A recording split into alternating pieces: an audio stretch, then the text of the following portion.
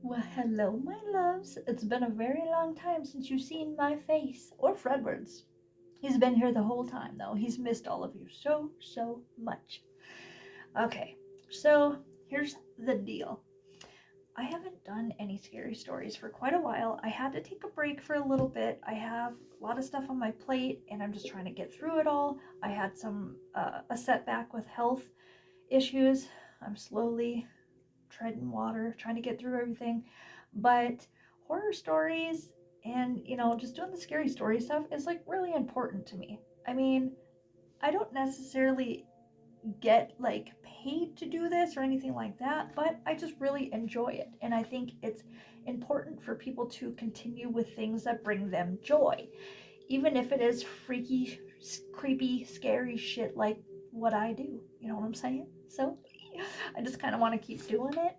So I'm going to start back up again with the scary stories. Now, I'm not sure if we're going to continue to do Scary Story Sunday or if I'm going to put it on a different day. I'll let you know. This one, obviously, I'm putting out here tonight on a Tuesday. Um, we might just stick with Scary Story Sundays because SSS, it just goes together really well. But anyways, tonight I wanted to open back up with Elizabeth Bathory. Golf clap.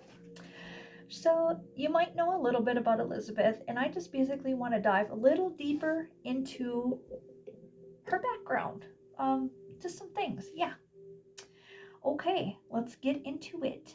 Hungarian Countess Elizabeth Bathory is thought to have murdered hundreds of young women in the early 17th century. That is basically what she was known for. So, who was Elizabeth Bathory? Well, okay, Countess Elizabeth Bathory was a wealthy and powerful Hungarian noblewoman whose relations include an uncle who was King of Poland and a nephew who was Prince of Transylvania. I wish I had a family member from Transylvania. That's amazing. I like it. I like it a lot. In 1610, she was accused of gruesome acts of serial murder and confined to her home castle, where she remained until her death. Bathory is reputed to have killed at least 600 victims, earning her a Guinness World Record for most prolific female murderer in history of all time. That's a crazy fucking title. The most crazy title. So, um, for her, well, her actions resulted in a nickname of the Blood Countess and may have been a little bit of inspiration for Bram Stoker's Dracula. Now, that is not fact. That's just, talk, just rumor. It's possible Bathory was not guilty of all the crimes that have been laid at her feet. Early life and marriage. Okay, so Bathory was born in Hungary on August 7th, 1560. At the age of 11, Bathory, who was considered a beautiful and well educated girl, became engaged to Count Ferenc Nacity. Nadicity. I can't say that fucking word. She was engaged to some dude, and some accounts of her life include her giving birth to an illegitimate child, fathered by another man, an actual peasant, before her marriage. A 15-year-old Bathory married Nadisty on May 8th, 1575. She had the illegitimate child when she was 13, or so the rumors go. The couple's first child was born 10 years later in 1585. So 50. Oh, okay, yeah. They married in 75 and the first child was born in 85. Bathory gave birth to 5 children. 2 died as infants, but 2 daughters and a son survived. As her husband was a soldier who was often off fighting Turks, the couple spent most of the marriage apart, as most of the couples did back then. That was pretty normal. However, he may have schooled her in techniques of torture when they were together. After Nasty died in January 1604, Bathory took control of his extensive estates. Crimes. Bathory was accused of of a haunting litany of crimes against both female servants and minor noble women who'd come to her for training and education. She was supposed to be teaching them proper etiquette. Not the case. Rumor, allegedly. We don't know. Um, Most of her alleged assaults and murders took place after she was widowed in 1604. So, I don't know, she lost her husband and just went berserk? Who knows? Some of Bathory's victims were covered with honey and left outside for insects to devour. That was just one of the many ways that she would, torture these poor souls. During colder parts of the year, young women might be stripped naked and forced into deadly ice baths.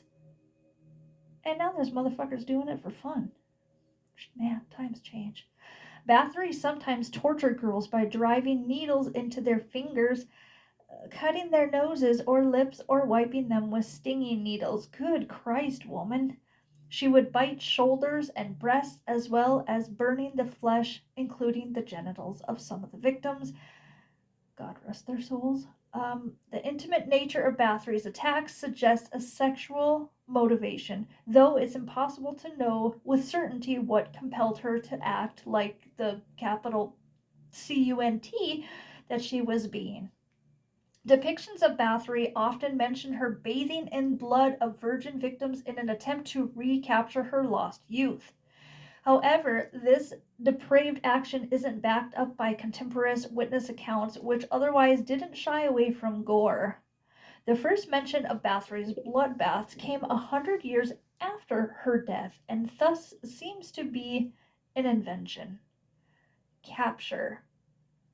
So, on December 29th, 1610, Count Georgi, and I'm pronouncing it Georgi because it sounds cool, although I don't think that's the real way, but we're going to continue to say Georgi because it's fun. Okay, so who oversaw judicial matters as the Lord Palatine of Hungary, arrived at Bathory's castle to investigate the Countess' alleged crimes against women of noble birth. Any mistreatment of servants was not a concern to most authorities. So he reportedly surprised Bathory in the middle of tormenting a victim and in response immediately imprisoned her in her own castle. She was high status and meant she would not be jailed as a common criminal, so she got to be confined in her own home, in a room in her own home. It's still like jail, though, for sure. 4 of Bathory's servants, 3 females and 1 male, were then arrested, questioned, and subjected to torture. Their court proceedings began early in January 1611. These servants denied their culpability in the murders, but admitted to burying multiple victims, though the number in their accounts varied between 36 and 51. In addition to shifting blame to their mistress and each other, they also implicated a deceased servant, Darvulia, who'd served as a maid and governess. 2 of the women and the male servant were sentenced to death, which was quickly carried out. The 4th was spared immediate execution. What happened to her afterward is unknown. I want to know, damn it, tell me. Another woman who'd supposedly used magic to aid Bathory was also soon killed. After these accusations, Georgi continued to investigate the Countess. One witness stated that Bathory herself had listed 650 motherfucking victims in her papers, though the number of victims varied in other testimonials and the Countess' exact death toll remains unknown. The evidence gathered by Thurzo, Georgi, also included 289 witness statements. Isolation. Okay, as a member of a powerful family, Bathory was not put on trial. Instead, she was isolated, perhaps walled up in her own castle, where she remained until her mysterious death in 1614. As she was not convicted of a crime, Bathory's holdings passed to family members instead of being seized. Innocent or guilty? The evidence against Bathory has flaws. Of 289 witness accounts, more than 250 offered either hearsay or no information whatsoever. The testimony that Bathory had listed 650 victims was a second-hand accounting of what a court official had discovered, yet the official who'd supposedly seen this information did not testify. Motherfuck, why not? Many of the witnesses who spoke against Bathory were beholden to Georgi Thurzo, who oversaw the entire investigation, and the fact that Bathory's servants were tortured makes their confessions unreliable. You cannot torture information out of people because it just goes right down the fucking drain. You can't do that. So that's always been a thing. Why might Bathory have been subject to outside machinations? I don't know. Imprisonment allowed family members to take control of the powerful widow's possessions. Her sons-in-laws knew beforehand that her arrest was coming. They did, huh? Okay, yes, they did. The Habsburg court owed her money they didn't want to pay, and Bathory's support of her nephew Prince Gaber Bathory of Transylvania, who was in conflict with ruling Habsburgs, potentially placed her in danger. However, it's unlikely Bathory was completely innocent. In 1602, a priest wrote a letter that discussed the excessive cruelty exhibited by Bathory and her husband towards their servants. So there definitely was something going on. We don't know anything for sure. We just have all of these rumors and things like that. Made up stories is what they were calling them. The testimony against Bathory could have included true tales about how harshly she acted with lower classes. So, she was a snooty bitch. Such acts weren't illegal at the time. Bathory was only punished because her victims were said to have included noble women, but would still make Bathory responsible for many ruined lives. Her death. The body of a 54-year-old Bathory was found on August 21st, 1614, at the age of 54, in her own castle, which was in Hungary, where she'd been imprisoned since 1610. So she actually didn't make it quite 4 years. She was imprisoned for about 3.5. She was initially buried in the crypt on her estate, but her body was likely moved afterwards. Right prior to her death, in fact, the night before she died, she was complaining to the bodyguards that her hands were really cold and she couldn't really feel them.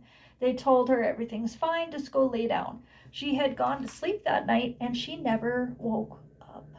So they called that a mysterious death because no idea what caused her to perish. Whew. So she was best known for Hungarian Countess Elizabeth Bathory is thought to have murdered hundreds of young women in the early 17th century.